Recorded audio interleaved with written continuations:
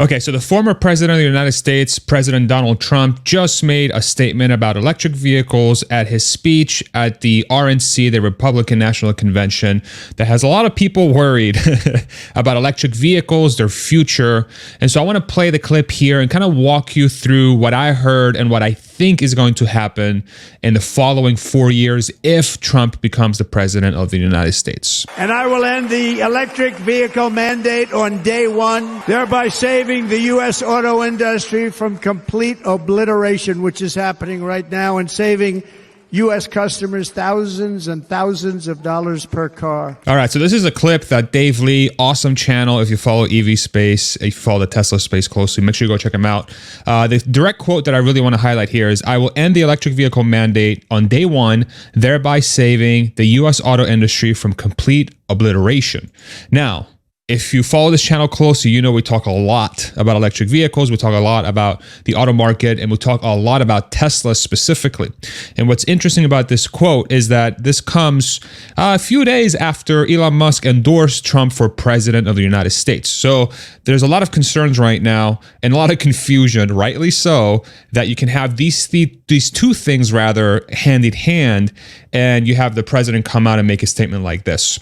Now, what makes it even more confusing is that on the same day, which was last evening rather, Elon Musk came out and made a statement regarding that video where he said that a surprising number of people think that Tesla survives on subsidies. That is true of our competitors, but not of Tesla. And this was, again, just a reply to the same exact clip that I just shared.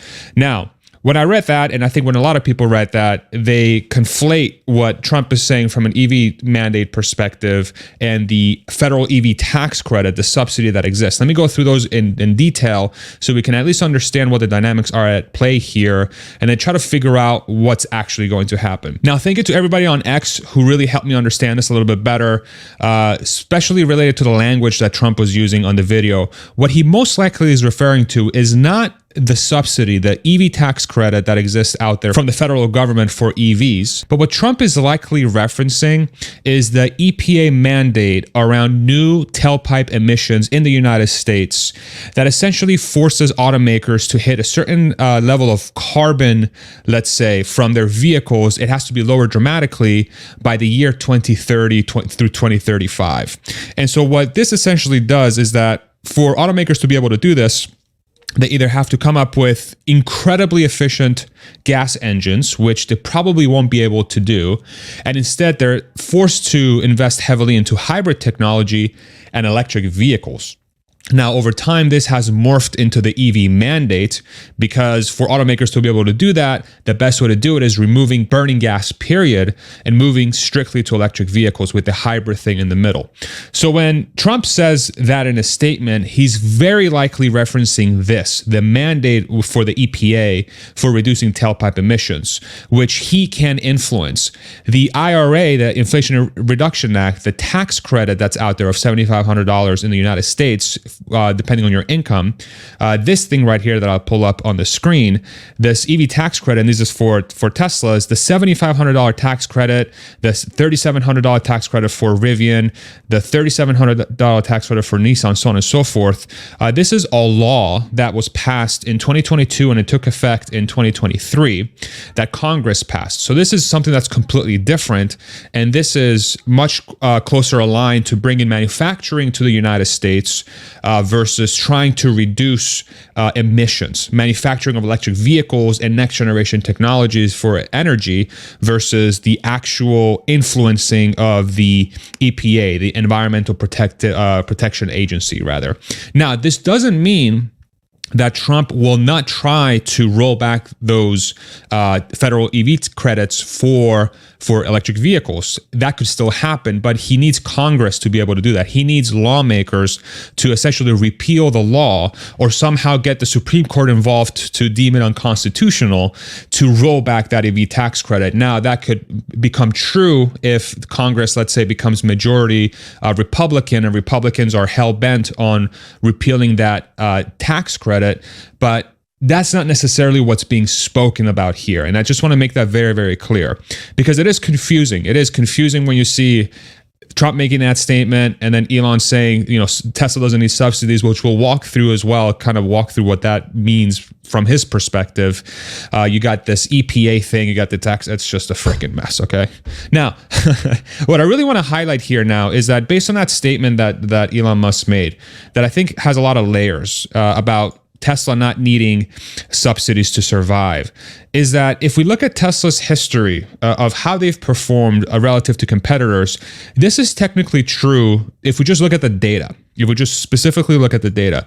So I plotted the yearly sales for Teslas from 2017 through 2023. And what I want you to focus on is the two different colors that I have. I have red, two different shades of red, and green. The years where these bars are green, which is basically in 2017, they sold, I don't know, about 100,000 cars-ish, something like that. The years that were green, there was an EV tax credit in place where customers could go and buy a Tesla specifically, and they would get some sort of tax credit from the government, from the federal government when they bought it. In the years that were, let's say, pinkish, I'm not good with my colors, let's say pinkish, there was a partial credit. So there wasn't like a full amount of, say, $7,500. It was maybe $3,700 or $1,800. It was a partial credit. And then in the years that there was no credit, they're red. And so what's very interesting here is that Tesla's growth, the fastest amount of growth that they've had in their history thus far, from 2020 through 2021 and 2022, in the United States specifically, there was no electric vehicle tax credit from the government. And I think that's why Elon is coming out and making a statement like that, because there is precedence for the company to be able to do this. However, the reason why they were able to do this is not because they had existing cars that they were selling more of. It's very important to highlight that during these years, Tesla released two new cars that were significantly more affordable than the previous cars rather.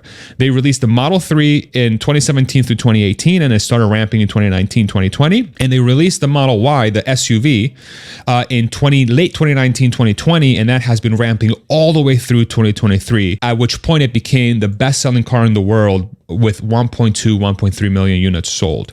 And so it's important to highlight that Tesla was able to do that by releasing new cars, which kind of talks about a little bit about this next quote from Elon Musk as it pertains to that same exact quote from Trump.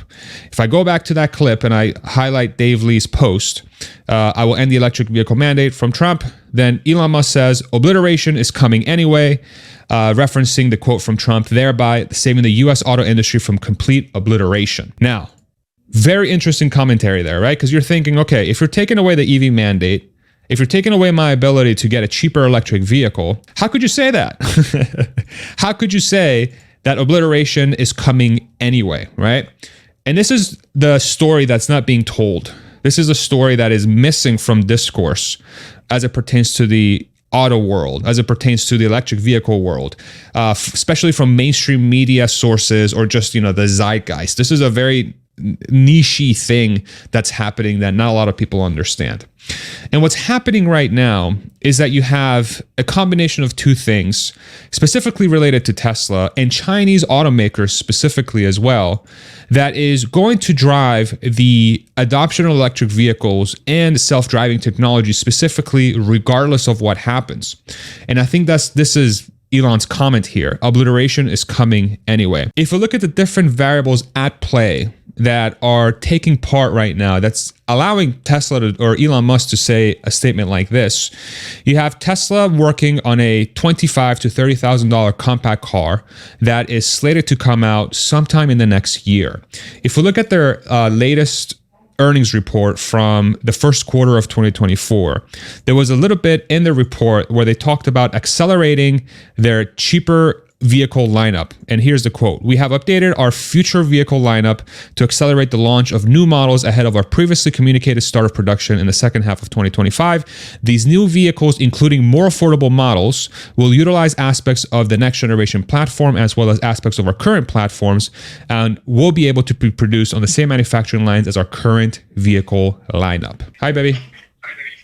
And so, of course, we read that, right? And it says, okay, Tesla's planning on a cheaper vehicle coming out, which is interesting because it kind of correlates very closely. If this federal EV tax credit goes away, which is going to be much harder for the Trump administration to do than rolling back the regulation, the EPA regulation, then Tesla could find itself in a very similar situation than it did in 2018, 2019, where they have a federal tax credit going away, but they have a brand new, cheaper model coming out, and then they still experience that crazy growth because when you have a cheaper car, regardless if there's a federal EV tax credit or not, people are going to be able to buy a cheaper electric vehicle or just cheaper car, period. What's even more important is that you can make a cheaper electric vehicle if you want, right? I can make a $10,000 EV tomorrow if I wanted to. But is it going to run? Is it going to work? Right? But most importantly, is it going to be profitable? Am I going to be able to make money making that car? In the case of Tesla, related to the competition, what's very interesting to see is that Tesla is still making quite a bit of money on their electric vehicles. They're making about $3.6 billion in gross profit from their total business, and a lion's share of that, a huge amount of that, comes from their car business. Whereas every other automaker like Ford, GM, Mercedes, BMW, Stellantis, Toyota, you name it, all the other EV makers or partial EV makers, legacy automakers, Kia, Hyundai, they make fantastic cars as well. Rivian, fantastic pickup trucks and SUVs. They all lose money. They all lose money on electric vehicles. Lucid is another one. They all lose money on electric vehicles. And so if you have a situation where the EV tax credit goes away, then Tesla, weirdly enough, right, will still be in a position to sell electric vehicles at an affordable price. They're not going to make as much money as they used to, for sure. Especially if they don't have autonomy, which we'll talk about in a second here. They're not going to make nearly as much money as they used to, but they're still going to make profit. They're still going to have a business that makes sense because they're making money, right? And they'll probably lose some sales, honestly. If, let's say, they don't have a new car coming out that's cheaper, they'll lose sales. But the business still makes sense because it makes money. Whereas every other automaker, they go from losing money to losing more money, and then their prices will go up, right? Or it will make even less sense to run the business. And so in a weird situation, all of a sudden Tesla has a better competitive advantage versus everybody else, because once the $7,500 tax credit is yanked, Tesla's still making money. Maybe they're not selling as many cars. Maybe they're not making as much money, right? And their cars might be a little bit more expensive, but at least they're selling them. Whereas everybody else, the whole business case goes away completely, because you're removing their ability to sell a car affordable enough where they can make money, or at least subsidize the automaker to be able to sell it at a certain price and they can still run their business. This also bodes really well for Tesla in relation to hybrids, because now there are certain hybrids out in the market that are getting this EV tax credit, the $7,500 tax credit, because of how the rules were made. It's based on battery size, so it has to be at least a 7 kilowatt hour battery size, which is kind of a stupid rule, because you can just have a gas car with a small battery and all of a sudden you have a $7,500 tax credit. So if that goes away, all of a sudden those hybrids don't get the subsidy, and those prices go up dramatically versus a car company that's still profitable, that could still lower prices, and they can have a cheaper car coming out as well. So there's a very interesting dynamic going on with that EV tax credit if it goes away. But again, it's going to be much harder for the Trump presidency to remove the EV tax credit, and instead it's much easier for them to remove the tailpipe emission standards, which doesn't force other automakers to have to make EVs as quickly as they should, really. But this could end up biting everybody else in the ass, really. Everybody else meaning legacy automakers. Because it's becoming increasingly obvious, to the point in this channel, I've made this statement multiple times, there's a lot of channels that are saying this, right? That electric vehicles are the future. They are the future. It's a much lower maintenance, much lower running costs, definitely a more expensive starting price right now, but the technology is very, very new. And then on top of that, you have autonomous technology. These four things right there. So just a better product, cheaper to run, cheaper to maintain, and it will be autonomous. This is going to be the new transportation system. And this is something that a company like Tesla and Chinese automakers are working towards, right? And this is sort of related to that comment from Elon Musk specifically, that obliteration's coming anyway, is that this is where the auto market's going regardless. It's going to electric vehicles and it's going to autonomous cars. And automakers that have this technology will be the ones that can win in this market versus doing just half-assed electric vehicles, which is like half of the automakers out there, or electric vehicles that can't drive themselves, right? With Tesla investing so much money in their AI division, with Chinese automakers going super hardcore in electric vehicles and autonomous vehicles. Tesla just got approved to run autonomy in China. And there's a bunch of Chinese automakers that, let's be kind and say they borrow technology from Tesla for their own vehicles, which is fine in that country. They're allowed to do that, I guess. This is where this is going. And so, in a weird way, if you remove the incentives for automakers to go hard into electric vehicles and go hard into autonomy, they're just going to burrow themselves deeper into a dying technology that's not coming back, right? So I just wanted to give some color there. Super helpful discourse on X this morning. Thank you, everybody who replied to my post, sharing my thoughts on this. Really, you know, when you have those comments back to back from Trump and Elon, and then you're like, okay, so what is he actually talking about? It was very helpful to get my head wrapped around it.